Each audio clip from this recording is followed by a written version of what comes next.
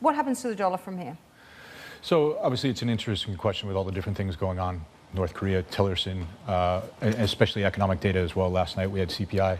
From here, the dollar has actually weakened quite a bit. And depending on what happens with the tariffs, I think the dollar could start to strengthen from here. But it really depends on what happens with the tariffs and where we go from there on them.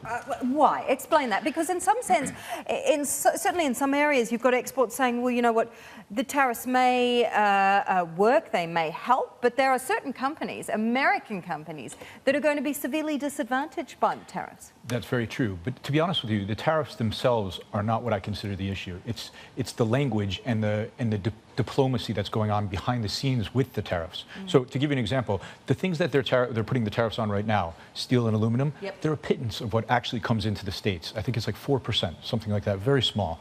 If they really wanted to go after China, they would put the tariffs against something that was something more meaningful, like toys or software, something that they really have a huge amount of imports into the States. And then if you look at what they're talking about putting tariffs back on the States for, it's bourbon and Harley-Davidsons, which aren't really meaningful exports to the United States. So this is really just political language and diplomacy on trying to get better negotiation and relations with and using the tariffs to do it. So you were saying it depends on what happens, obviously, it's to depend how the dollar is influenced. Yeah. What needs to happen for the dollar to go up? So what needs to happen for the dollar to go up is the talks with North Korea have to go well. Right? There has to be some sort of conclusion there that takes some geopolitical risk off the table. Next, we have to see what happens, again, going back to the tariffs, the next step, as in the escalation of the tariffs. Now, we obviously saw $60 billion today is another discussion. Obviously, that's something that's going to be taken into account.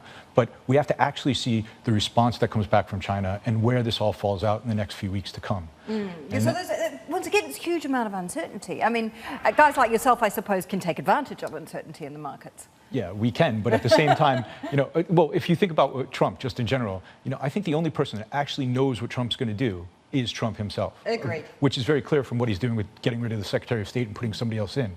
It's kind of like a board game, chess with him. But the person that's only in control really is Trump. So it's very hard to trade around his whims because he can change his mind in 5 seconds.